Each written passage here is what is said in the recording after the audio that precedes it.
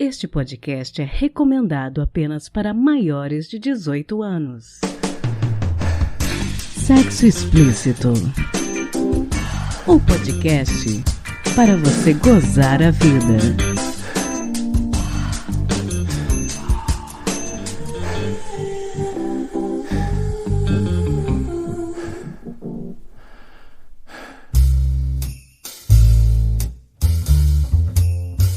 Taradinhos e taradinhas, esse é o Sexo Explícito, seu podcast para você gozar a vida. E eu sou a sua apresentadora, Priscila Armani. Esse é o último programa do ano e não existe forma melhor da gente encerrar a nossa primeira temporada do que com uma bateria final de perguntas e respostas. Hoje eu recebo mais uma vez o psicólogo e sexólogo mineiro Rodrigo Torres. Boa noite, doutor Rodrigo. Boa noite, Pri. Esse é o último episódio do ano, mas tem um tempinho que a gente não grava, né? Conta pra gente a respeito do seu trabalho na Sextima em Belo Horizonte. Sextima é uma clínica, né, com especialidade em sexologia e terapia de casal, onde eu e a Mônica, e agora até algumas outras pessoas estão participando, desenvolvemos esse trabalho de atender tanto individualmente quanto a casais, e tanto na área sexual quanto na parte de relacionamento, conflitos e tudo mais.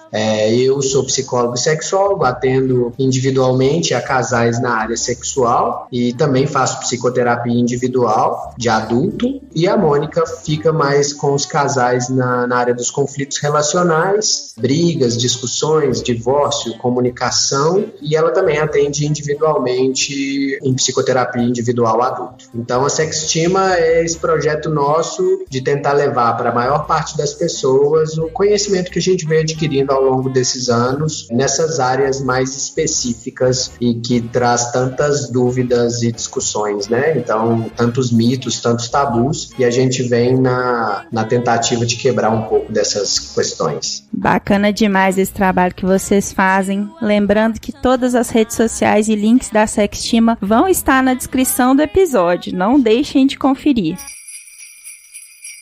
Bom, as perguntas anônimas que a gente vai responder hoje foram recebidas de setembro a novembro aqui no perfil do Curious Cat do podcast. E eu queria lembrar aos ouvintes que nós vamos estar de férias em janeiro, então nós só vamos voltar a receber perguntas em fevereiro. Você pode até mandar pelo nosso Curious Cat, curiouscat.me/podsexoexplícito, só que o podcast só vai voltar ao ar no dia 10 de fevereiro, então respostas antes disso não vão rolar, beleza? Bom, eu quero começar falando a respeito de duas perguntas que a gente recebeu sobre masturbação, doutor Rodrigo. Na primeira, ele fala que não acha a dose certa entre masturbação e relação sexual, de modo que consiga encontrar um tempo adequado para gozar e também dar prazer para a parceira. A segunda pergunta sobre masturbação, ela é parecida, porque é a mulher que pergunta e ela fala que o noivo masturba muito, e ela pergunta se é comum homens se masturbarem muito mesmo tendo relações sexuais. Então, né, tem toda essa questão do se existe uma quantidade ideal de masturbação, como que você alinha isso com a sua parceira. Eu acho que é mais por aí que eles estão querendo saber, os dois. Então, nesse caso, a gente entende, o primeiro diz que está viciado, ou que é viciado, né, em masturbação e pornografia. A gente precisa separar um pouco as coisas, né, apesar delas virem sempre muito atreladas, e dizer que masturbação é saudável, né? Masturbação é um comportamento natural do ser humano, e ela traz autoconhecimento, autoerotismo. Ela diz muito que aquela pessoa se permite e valoriza o próprio prazer. Então, masturbação é saudável, dentro de um parâmetro em que não atrapalhe a sua vida. Ou seja, um vício em masturbação é quando essa masturbação passa a atrapalhar a vida dessa pessoa, seja no âmbito social ou até mesmo no âmbito fisiológico. Ou seja, um homem viciado em masturbação, que se masturba várias vezes ao longo do mesmo dia, muito provavelmente ele deixa de fazer algumas coisas que seriam importantes para ele nesse dia para poder se masturbar. Então isso sim vai caracterizar a adicção, né, o vício. alguns homens que também chegam a ferir, né, a se machucar, e mulheres também nesse aspecto, a ferir o clitóris, ou ferir o pênis, né, de tanto se masturbar. Isso também é caracterizado algo que possa ser vício, né, um vício comportamental. Já a pornografia, realmente, a gente já falou várias vezes aqui, principalmente a pornografia fabricada, essa pornografia produzida, o entretenimento artificial, pode sim causar certo vício psicológico, que a pessoa não consegue se excitar de outra forma, ou que ela tem dificuldade, quando ela está com a parceira, de não conseguir se excitar, né? Porque não tem aqueles mesmos estímulos que a pornografia fabricada traz. E a gente sabe também que os estímulos normais da pornografia vão ficando cada vez menos excitantes, e a pessoa vai buscando coisas cada vez mais esdrúxulas, cada vez mais complicadas. Então, a dose certa entre masturbação e relação sexual, lembrando que masturbação é uma relação sexual consigo mesmo, né? Então, assim, sexo, quanto mais eu faço, mais eu quero fazer. Claro que não atrapalha a minha vida social e fisiológica. Então, não existe uma dose certa. A dose certa é aquela que a sua libido te permite. Então, isso vai também ter que levar em consideração os níveis hormonais dessa pessoa, a criação, os valores dessa pessoa. O caso dele, talvez sim, ele precise procurar uma ajuda médica ou psicológica. Eu sugeriria uma ajuda da terapia sexual, de um sexólogo e tal, que tenha especialidade, porque juntos eles vão conseguir entender se isso realmente está atrapalhando a vida. Ele está dizendo que ele não consegue gozar num tempo adequado para também conseguir dar prazer a ela. Então, eu acho que a dose certa vai variar ao longo da vida. Então, tem épocas que a gente está com a libido mais alta, épocas que a gente está com a libido mais baixa, e isso também vai influenciar. Mas eu acho que ele deveria entender esse viciado em masturbação e pornografia. E talvez tentar interromper alguns comportamentos e tal, mas sempre com orientação de um profissional que entende sobre o assunto, que estuda a parte científica da coisa.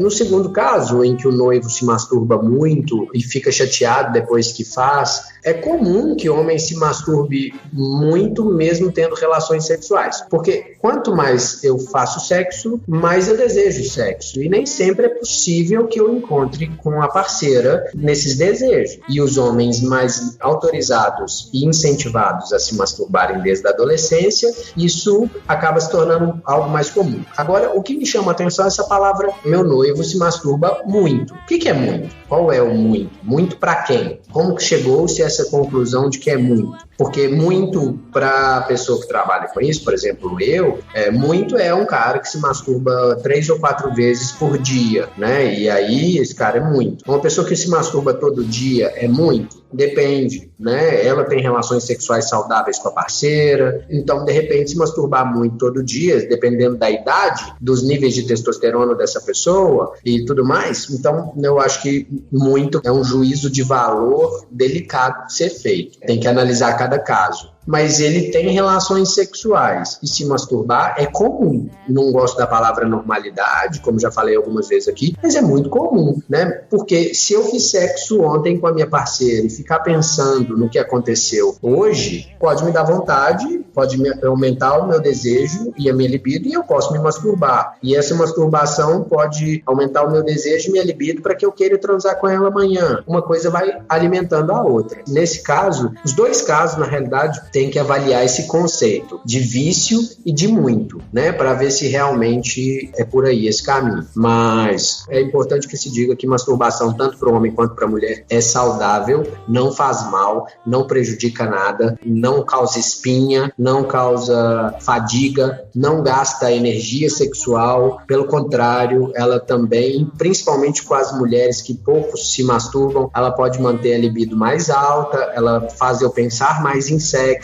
ela faz eu conhecer melhor o meu corpo, as respostas do meu corpo. Então, masturbação é saudável. Muito bacana você falar disso, né, doutor Rodrigo? Existe todo esse juízo de valor em cima da masturbação, né? Sim, a gente ainda está perpetuando esses mitos, né? Sim. Bom, agora a gente tem 3 perguntas que têm relação, eu acredito, em algum nível com fetiches. Na primeira, o homem diz que tem bastante diálogo com a namorada, ele é sincero quanto aos fetiches dele, ele tem interesse em troca de casais, voyeurismo, vontade de transar com outras pessoas, e ela, devido a tabus, é bastante resistente. E ele pergunta se ele deve continuar insistindo. A segunda pergunta já fala de uma fantasia relacionada a um desenho animado, que a pessoa tem vergonha de revelar isso pro parceiro e ser considerado bobo, idiota, mas toda vez que entra num novo relacionamento tenta se controlar, não consegue tirar isso da cabeça. Aí a gente já tem 2 pessoas tentando dialogar com os parceiros sobre fetiches que tem, né, doutor Rodrigo? É importante também da gente caracterizar algumas coisas. Nem sempre é fetiche,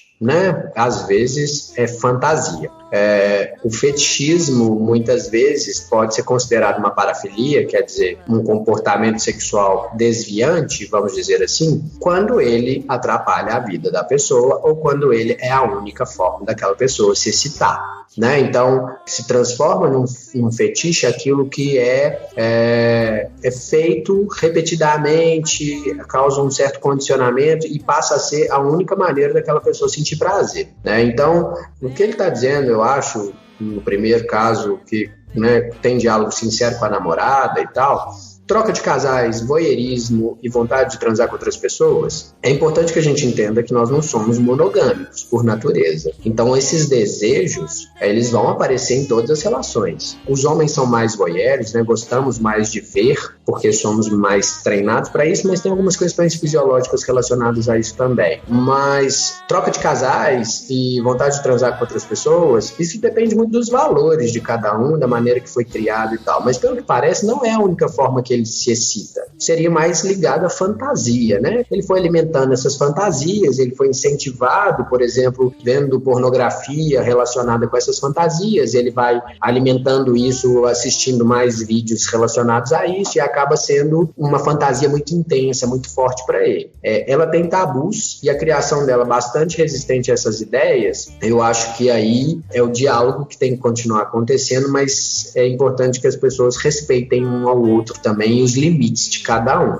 Se ele deve continuar insistindo, depende, se não está ferindo ela, né, emocionalmente, se ela não está fazendo só para agradar a ele, sabe? A gente tem casos de pessoas que vão se submetendo tanto a outra pessoa que no final se perdem, deixam de ser quem ela é, quem elas são, né, e acabam se transformando, virando mais a relação do que elas mesmas, né? Então é importante que ele está dizendo que já tem um perfil de casal no Sexlog, quer dizer, ele vai conquistando algumas coisas com ela, mas é importante que os dois queiram, né? Os dois topem, ou que até mesmo os dois tenham as mesmas ideias, porque aí fica honesto. Agora, do mesmo jeito que se ela quisesse ter algumas fantasias que ferissem a ele, né? Sei lá, vamos falar uma coisa aí que feriria a maioria dos homens, o tal do fio terra, né? Então vamos dizer que ela tenha esse fetiche, essa fantasia, né, de proporcionar a ele um prazer anal. Ele permitiria? Ele abriria mão de alguns valores morais dele para poder agradar a ela? Né? Se isso for sim, quem sabe aí a gente não pode encontrar um ponto em comum. Mas se só ela vai cedendo às fantasias dele, eu acho que fica unilateral e acaba atrapalhando a relação. Em relação ao desenho animado, o personagem do desenho animado, isso já me parece algo mais de origem psicológica, uma fixação que a gente chama em psicologia, né? Em que toda vez que essa pessoa se relaciona com alguém, essa fixação aparece e ela associa, né? O cérebro dela está associando os relacionamentos com essa fantasia. Aí talvez ela precise procurar a psicoterapia, não necessariamente uma psicoterapia sexual, mas se a pessoa que for atendê-la já tiver um pouco mais de conhecimento da área da sexualidade, seria interessante também, sabe? Porque tem que investigar, né? Não dá para falar aqui a respeito dessa fantasia, porque ela fala, eu tenho uma fantasia muito forte num personagem / cena de um desenho animado antigo. Então, quer dizer, começou quando ela tinha 10 ou 12 anos e é forte até hoje. Ou seja, tem aí realmente uma questão psicológica que precisa ser investigada e tentar entender um pouco mais e ver até que ponto isso também atrapalha a vida dela. Bom, um pouco relacionado dentro disso que a gente está falando, uma pessoa mandou uma pergunta que eu achei interessante. Ela escreveu assim: desejar uma pessoa, seja por redes sociais ou ver na rua, é uma forma de traição? Desejar, achar a pessoa bonita, mas não querer fazer sexo nem fazer nada. O que você acha disso, doutor Rodrigo? Então, uma excelente pergunta, é uma dúvida de muita gente. Primeiro, que eu acho que não é traição. Isso também vai depender muito dos valores desse casal, mas todos nós vamos ter desejo por outras pessoas. Eu acho até aqui que ele fala achar a pessoa bonita, mas não querer fazer sexo e nem fazer nada. Eu acho que no fundo ele quer fazer sexo, ele quer fazer alguma coisa com aquilo, mas não tem problema, assim, ele vai desejar outras pessoas. O que eu digo muito no consultório é, o fato de eu desejar significa que eu tenho que fazer alguma coisa com esse desejo? Eu brinco que a minha mãe me ensinou quando criança que eu não podia ter tudo que eu quero na hora que eu queria, né? Então, assim, a gente não pode realizar todos os desejos só porque eles aparecem, né? E quando a gente escolhe estar numa relação monogâmica, isso não significa que a gente seja monogâmico por natureza. E não significa que a gente não vá ter desejo por outras pessoas. Desejar outras pessoas é natural do ser humano. Nós não somos monogâmicos por natureza. Então vamos ter desejo por outras pessoas. O que fazemos com esse desejo, quer dizer, a partir do momento que eu trago um desejo que é psicológico, que é só meu, que é individual meu, que eu trago ele para a realidade, eu passo a afetar a vida de quem está em volta de mim. Então, enquanto é um desejo, uma fantasia minha, eu posso ficar com ele para mim. A partir do momento em que eu passo a agir com esse desejo, com essa fantasia e trago isso para a realidade, aí é que eu acho que passa a ser um tipo de traição. Mas, basicamente, eu acho que desejar pessoas na rede social ou na rua não é uma forma de traição, não. É tudo uma questão de entender que os atos têm consequência, né? Exatamente. E essa ideia de que tudo é traição é uma ideia de controle, né? Assim, que eu acho que vem muito da religiosidade, das igrejas e tudo mais, que acabam querendo controlar as pessoas com alguns conceitos que acabam perpetuando esses mitos e tabus de que, já que eu estou com essa pessoa, eu estou proibido de desejar outras, né? Eu não posso desejar outras. Mas o meu cérebro não entende assim e a gente acaba reprimindo algo que é natural humano, né? Sim. Bom, as próximas perguntas, elas vão ter relação com o orgasmo. A primeira delas é falando de edging, que é segurar o gozo, chegar perto do orgasmo e não gozar. Tiveram algumas pessoas perguntando se segurar o gozo faz mal. E por outro lado, tem uma outra pergunta que tem a ver com ejaculação precoce, como acabar com a ejaculação precoce. Então são as duas pontas, né, da mesma questão, eu acho. Então, na realidade, não significa que faça mal o edging.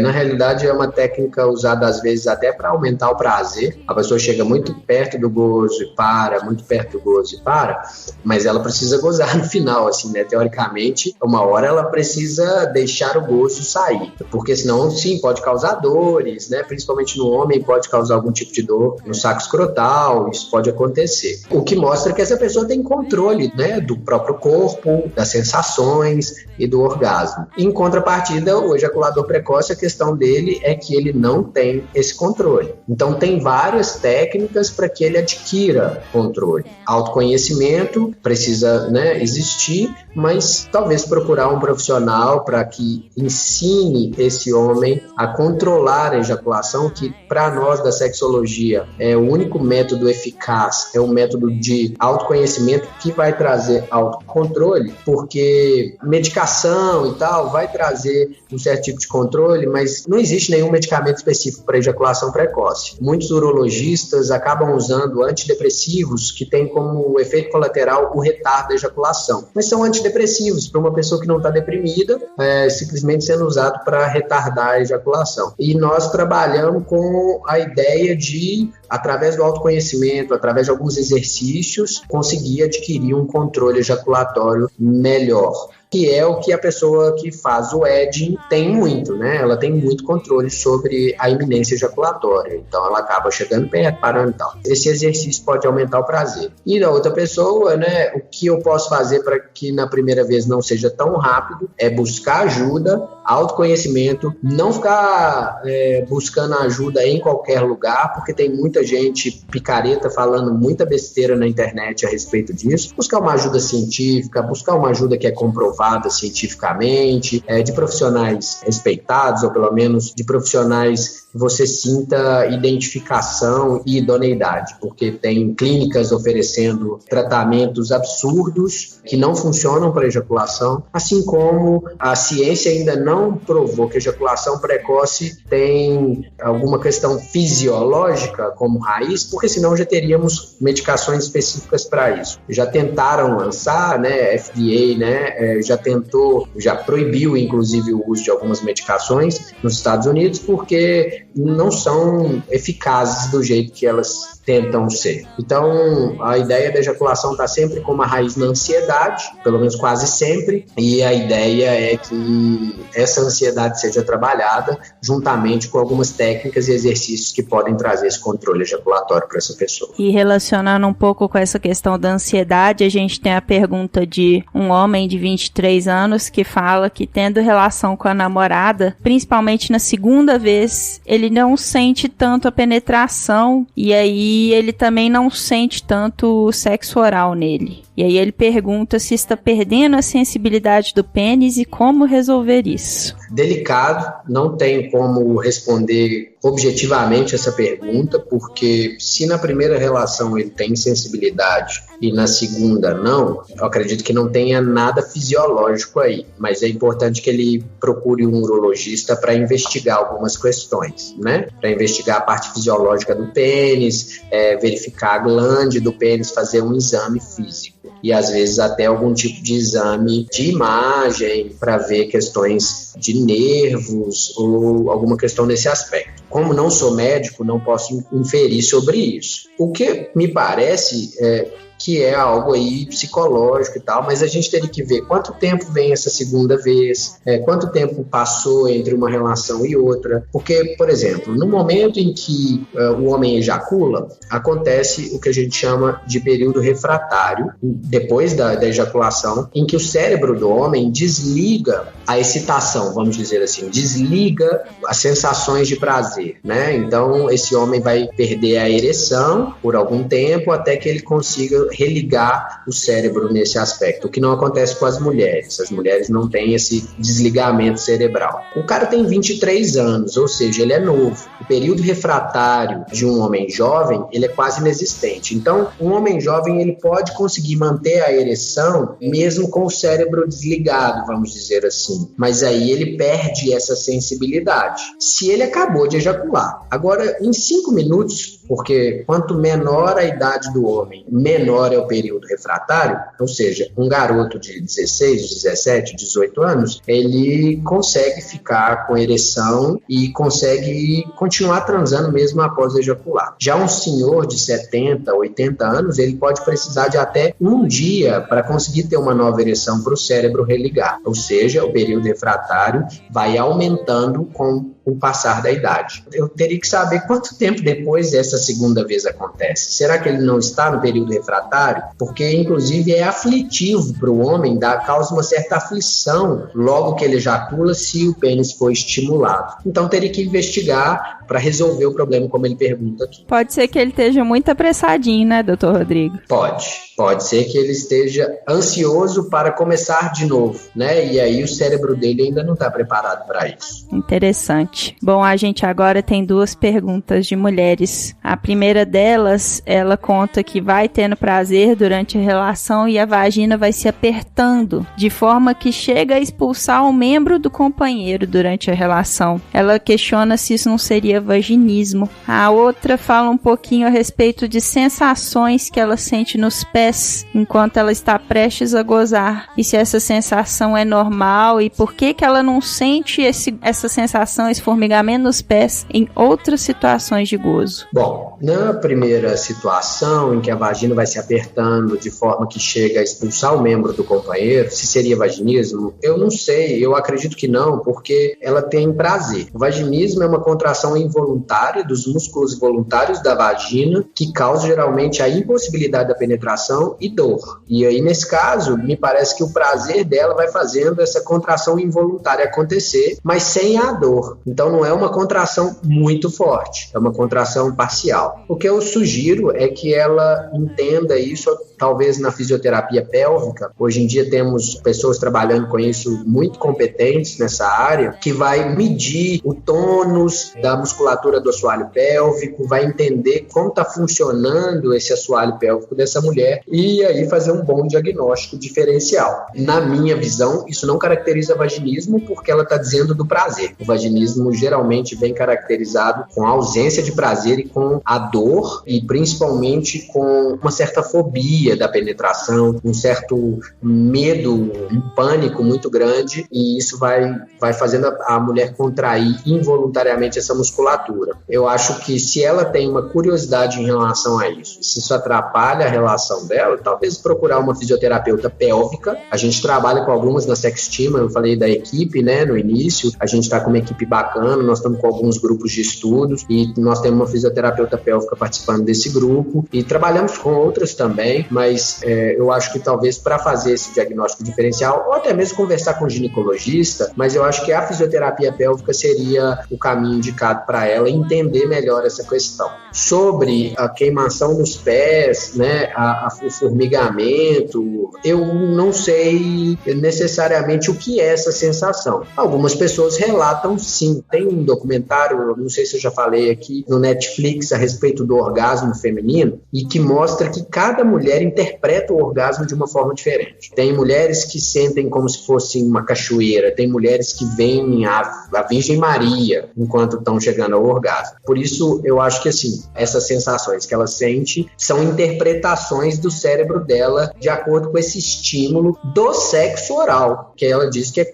apenas quando o marido a chupa, né? Então, quer dizer, é quando ela recebe sexo oral. Já na penetração ou em outras situações, ela não sente isso tanto porque às vezes o estímulo é um estímulo diferente e que tem outras conotações para o cérebro dela. Então, o estímulo da penetração advém do estímulo indireto do clitóris, já um estímulo na masturbação advém de um estímulo digital no clitóris, enquanto quando do sexo oral é o estímulo da língua, da aspereza da língua e tudo mais. Então, na realidade, é só uma interpretação do cérebro dela a respeito desse estímulo, dessa sensação causada por esse estímulo. Não acho que tenha nada de errado com ela, não. Eu acho que ela precisa aprender a desfrutar de todas as formas e curtir cada uma em cada situação. Importante dizer que pelo menos ela chega lá, né, e sente bem. Então, assim, ela sai na frente quando ela sente orgasmo em várias situações e eu acho que às vezes a gente fica procurando problema onde não tem em torno da sexualidade. Ou fica querendo padronizar algumas coisas. Curte, se diverte, aproveita. Já que essa sensação acontece ali, se ela é boa pra você, se você quer ela, faça. Se ela não te faz tão bem, muda um pouco, tenta inovar, fazer coisas diferentes, mas não precisa ficar paranoica porque isso só acontece em determinada situação, sabe? Acho que isso vem muito da pornografia também, né, doutor Rodrigo? Às vezes a pessoa acha que só existe um jeito de você gozar, só existe uma sensação padrão e na verdade a gente é muito diferente entre nós, né, seres humanos, então não tem um padrão. Isso, exatamente, a pornografia vem com essa padronização e te digo mais, depende do dia. Tem dia que você tá um pouco mais cansado ou estressado, você não vai gozar. E tem dias que você goza 3 ou 4 vezes e não foi tão prazeroso a relação. Então, assim, isso vai da interpretação mesmo de cada ser humano. E você falou muito bem, da individualidade, né? Eu brinco muito que nós não interpretamos a mesma cor no mesmo tom, porque somos cérebros diferentes, somos pessoas diferentes, então a interpretação vai ser diferente. E aí, para fechar, uma última pergunta que eu recebi que eu achei interessante, porque ela não é ligada diretamente à sexualidade. A pessoa diz: Priscila, bom dia. Primeiramente, parabéns pelo podcast, pela iniciativa. Como você e as pessoas que são suas referências estão vendo essa onda de conservadorismo, pudor e religião como fonte única de conhecimento? Achei interessante colocar essa pergunta pra gente fechar, doutor Rodrigo. A minha cabeça de psicólogo, ela relativiza um pouco tudo. Eu vejo um conservadorismo sendo diminuído muito gradualmente, muito aos poucos. Como eu atendo a pessoas com problemas na área sexual, eu percebo ainda muito pudor, eu ainda percebo uma influência gigantesca da religiosidade negativamente na sexualidade. Ela fala de como fonte única de conhecimento e tal, é exatamente isso. Se as pessoas vão beber na fonte única de conhecimento que perpetua mitos e tabus, essas pessoas vão aparecer com mitos e tabus, vão viver com mitos e tabus. Eu acho que talvez ela queira levar um pouco para o lado político e tudo mais, do conservadorismo, mas eu acho que esse conservadorismo está aí há séculos e a gente, através do seu podcast, através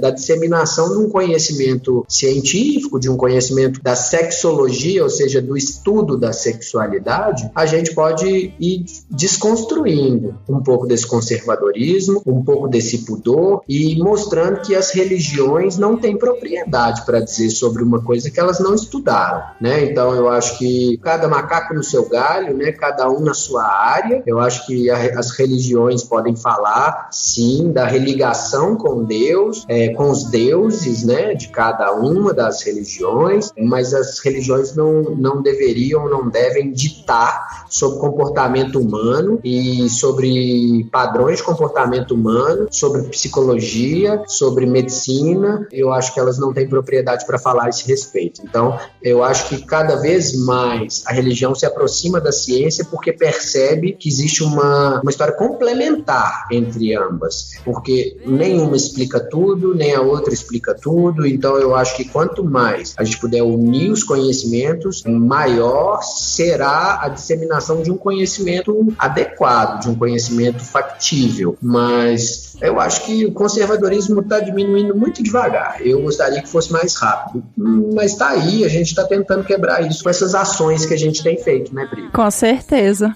Bom, e agora tá chegando o ano novo, 2020 tá aí, batendo na nossa porta. Queria que você deixasse um conselho para as pessoas gozarem a vida no ano novo, doutor Rodrigo. É aquilo que eu sempre falo: comunicação, autoconhecimento, a busca por um conhecimento adequado, científico, de especialistas. E, sinceramente, eu acho que o ser humano precisa valorizar um pouco mais o prazer, aprender a desfrutar de prazeres mais adequados, tentar diminuir essas válvulas de escape que são as drogas, o álcool, e tentar canalizar a vida para a felicidade, que cientificamente a gente sabe que a felicidade pode ser construída. Então, buscar um conhecimento adequado para que essa pessoa tenha autoconhecimento e desfrutar dos detalhes. A vida é uma só, desfrutar da caminhada, não ficar preso a tabus, a mitos, tentar quebrar isso, se colocar em primeiro lugar, se valorizar, construir autoestima, porque o que a gente mais vê são pessoas sofrendo pela falta desse conhecimento. Então, eu sugiro que em 2020 a gente possa cada vez mais olhar para dentro, se conhecer mais e se permitir, se autorizar a desfrutar da vida, extraindo prazer de todas as áreas e buscando a felicidade. É isso que eu gostaria que a nossa sociedade aprendesse a focar. E não nessa crítica às outras pessoas, esse julgamento o tempo inteiro da vida alheia. Eu acho que isso só faz mal. Olhando para dentro, a gente vai construir um mundo melhor. Sensacional. Eu quero agradecer muito, doutor Rodrigo, por esse ano de 2019 que você me ajudou a construir esse projeto do Sexo Explícito, com as suas opiniões, com a sua disponibilidade. Muito obrigada, viu? Eu que agradeço a oportunidade. Recebo muitos elogios do podcast, recebo muitos contatos, dúvidas por conta disso. Acho que a gente está, sim, você principalmente, chamando tantos profissionais competentes e se dedicando gratuitamente a disseminar esse conhecimento, eu acho que você está de parabéns. Quero participar desse projeto em 2020. Enquanto você quiser, eu estarei aqui, porque eu acho que isso faz parte do meu propósito, e quanto mais pessoas a gente puder atingir com esse conhecimento que eu venho adquirindo ao longo desses 14 anos trabalhando na área, eu gostaria de poder ajudar. Então, eu que te parabenizo, eu que te agradeço por, de forma gratuita, levar esse conhecimento para tanta gente e está tão disponível para até as altas horas da noite a gente fazer esse projeto andar. Parabéns, obrigado, e quero participar ano que vem, se Deus quiser. Pode deixar que eu já estou contando com o senhor para o ano que vem. Que bom. Muito obrigada, e eu acho que assim, o nosso objetivo tem que ser que em 2020 todo mundo possa gozar a vida. Por favor. Fantástico. Então, até mais. Obrigado, Pri.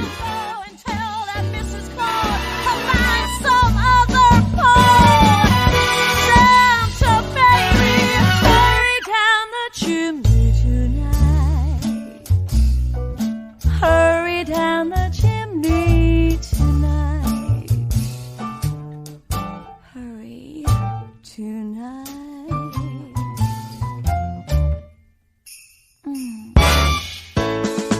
Se toca. Muitas vezes aqui no podcast a gente fala de pornografia e de como ela pode ser prejudicial para a vivência sexual cotidiana. Então talvez algumas pessoas se espantem que hoje eu irei recomendar um filme pornô. Talvez vocês nunca tenham ouvido falar da Erika Lust, mas ela é uma diretora de filmes adultos que revolucionou a indústria. Em 2013, ela iniciou um projeto chamado Ex Confessions, uma série de curtas e filmes baseados em histórias eróticas enviadas anonimamente pelas pessoas. Segundo ela, era um conceito simples, filmar as fantasias eróticas mais interessantes que fossem enviadas. Mas ela decidiu fazer isso de uma maneira diferente, usando atores e atrizes que fogem do padrão, com corpos reais e perspectivas que respeitam especialmente as mulheres. Então, nesses filmes a gente não tem cenas excessivamente agressivas e vemos coisas que normalmente não tem em pornôs. Sexo oral em mulheres, mulheres com pelos, troca de casais em que os dois membros fazem a troca, entre outros. Tudo de maneira excitante, mas sem abusos que deixem uma mulher que assiste desconfortável.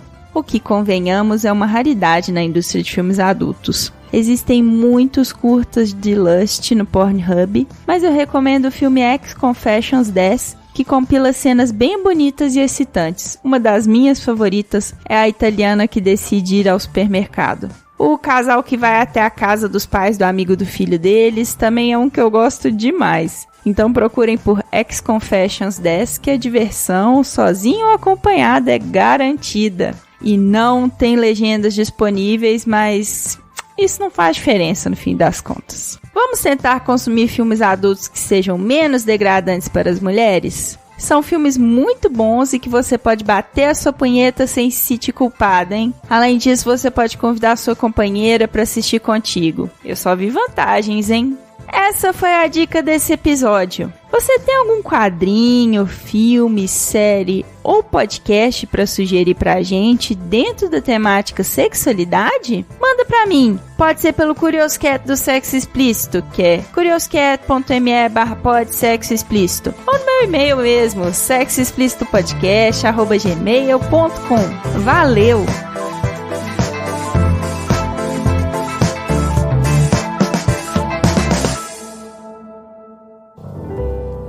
Quem conta um conto.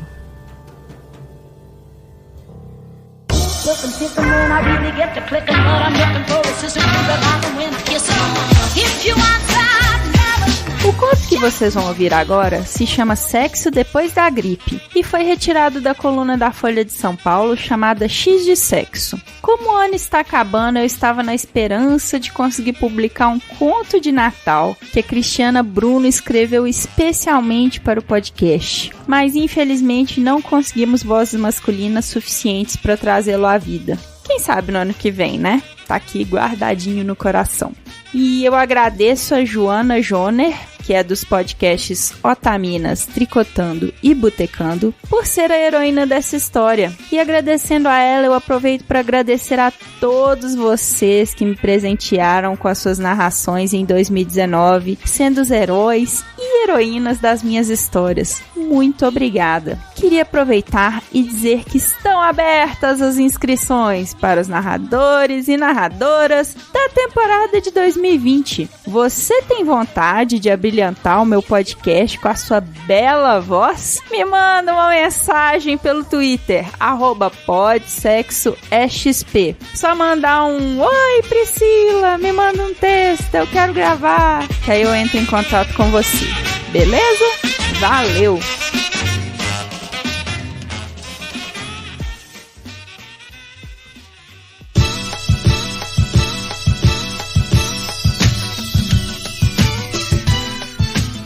Ontem eu não tive que estudar para nenhuma prova da faculdade, então eu deitei no sofá no meio da tarde e comecei a ver uns videozinhos.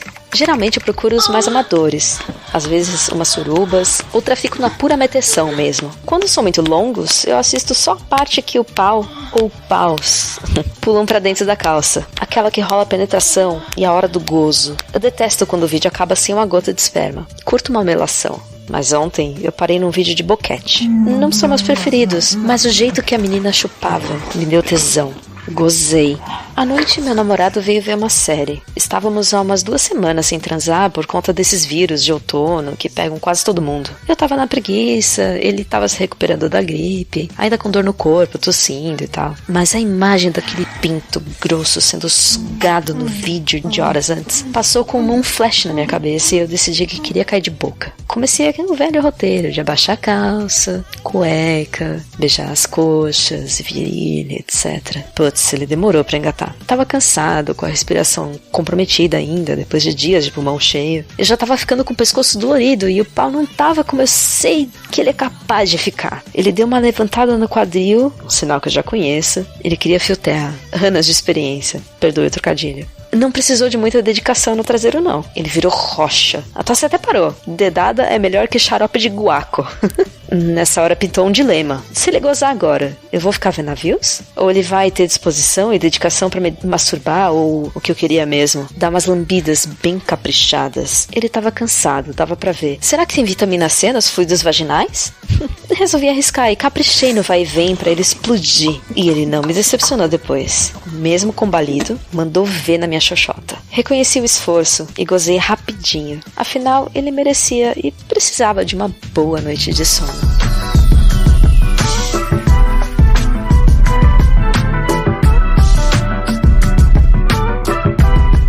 E esse foi o último episódio do ano e o último desta minha primeira temporada do podcast Sexo Explícito. Eu não posso deixar de agradecer a você, meu ouvinte, por me acompanhar nessa jornada. Quando eu tinha esse projeto na cabeça, eu nunca imaginei que as coisas seriam tão loucas assim como foram. Obrigada por me ouvirem, interagirem comigo, me estimularem a continuar. Eu nunca vou ser grata o suficiente. E o grupo do podcast já está com mais de 200 pessoas. E agora que eu vou entrar de férias, você pode aproveitar e entrar lá e trocar uma ideia com os demais ouvintes enquanto me espera voltar. O que vocês acham disso? Vai lá em telegram.me/SEPOD. Eu não posso terminar essa temporada sem agradecer as 2 pessoas que mais me ajudaram nesse projeto esse ano. A primeira delas é a Cafeína, minha editora, uma pessoa fantástica que faz um excelente trabalho. Ouve o podcast dela, o Papo Delas, que é bem legal. Espero que 2020 seja um ano fantástico para você, Cafeína. Obrigada demais por tudo. A segunda pessoa é o Mogli, que também edita o podcast, que também é podcaster lá no Big Tree, mas que, acima de tudo, tem sido meu grande companheiro. Amor, foi fantástico passar esse ano do seu lado. Muito obrigada pela força e por tudo. Eu te amo. Eu quero me despedir de vocês desejando um feliz ano novo e lembrando que no nosso site estão todas as informações referentes a todos os episódios. Acesse lá em sexoexplicitopodcast.com.br. Também estamos no Instagram, no @sexoexplicitopodcast, e você pode me ouvir em qualquer agregador de podcast de sua preferência, além de Deezer, iTunes, Spotify e na Rádio Senhas, é claro. E aí? O que você está esperando? Bora gozar a vida? Beijo!